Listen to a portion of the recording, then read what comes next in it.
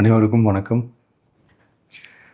ஒரு 20 வயசு இளைஞராக இருக்கும்போதே புரட்சித் தலைவர் எம்ஜிஆர் அவர்களை நம்பி அவங்களுடைய மன்றத்தில் சேர்ந்தவர்.